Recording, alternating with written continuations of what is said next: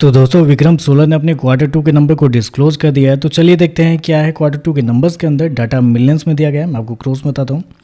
तो देखिए पिछले क्वार्टर की बात करते हैं तो पिछले क्वार्टर में कंपनी ने 1133 करोड़ का रेवेन्यू जनरेट किया था ऑपरेशन के थ्रू। पिछले साल की बात करते हैं 572 करोड़ के आसपास, जबकि अभी देखें तो बढ़ के 1109 करोड़ आपको जाता हुआ देखने को मिला। तो साल दर साल जाते हैं तो साल दर साल कंपनी के रेवेन्यू के अंदर एक बड़ी तेजी आपको देखने को मिल रही है। लगभग देखें तो कंपनी का रेवेन्यू आपको डबल होता हुआ देखने को मिला है। जबकि क्वार्टरली बेस पे जाते हैं तो क्वार्टरली बेस पे कंपनी के रेवेन्यू के अंदर लगभग 2% के आसपास की गिरावट आपको देखने को मिल रही है। तो क्वार्टर देखें तो कंपनी का रेवेन्यू हल्का सा गिरा है, लेकिन साल दर साल एक बड़ी तेजी आपको देखने को मिले। लेकिन याद रखिएगा सोलर सेक्टर की कंपनी है, तो सोलर सेक्टर में क्या होता है, कंपनी के नंबर को हमें साल दर साल चेक करना रहता है। तो साल दर साल देखें तो एक बड़ी तेजी कंपनी के रेवेन्यू के अंदर देखने को मिल रही है। खर्चे की बात कर लेते हैं तो देखिए पिछले क्वार्टर में 957 करोड़ खर्च किए थे, पिछले साल 572 करोड़। अभी देखें तो कंपनी खर्चे 941 करोड़ आपको देखने को मिल रहे हैं। तो खर्चे भी देखें तो खर्चे भी कंपनी के ठीक है कुछ हद तक कंट्रोल में आपको देखने को मिल रहे हैं।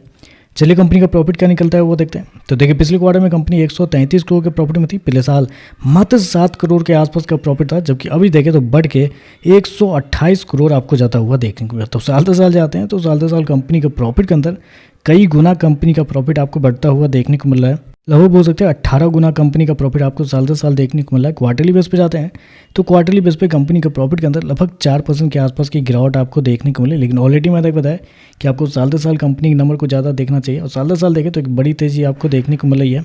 और ऐसे में कंपनी के मार्जिन की अगर बात करते हैं तो पिछले साल कंपनी का जो मार्जिन था वो था आपका सिर्फ 1.2% के आसपास।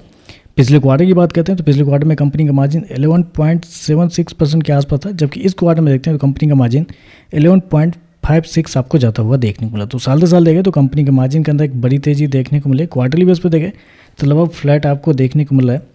ईपीएस की बात कर लेते हैं तो देखिए पिछले क्वार्टर में कंपनी का ईपीएस 4.21 रुपये, पिछले साल देखते हैं 25 पैसे का ईपीएस था, अभी देखें तो बढ़ के 3.83 रुपये आपको जाता हुआ देखने को मिल रहा है।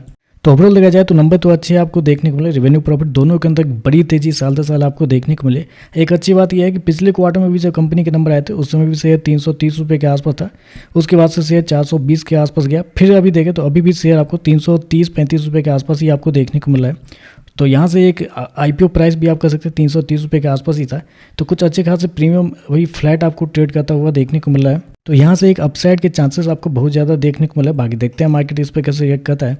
आज के लिए बस इतना ही। वीडियो पसंद आए तो लाइक कीजिएगा, साथ में साथ चैनल को सब्सक्राइब जरूर कीजिएगा। धन्यवाद।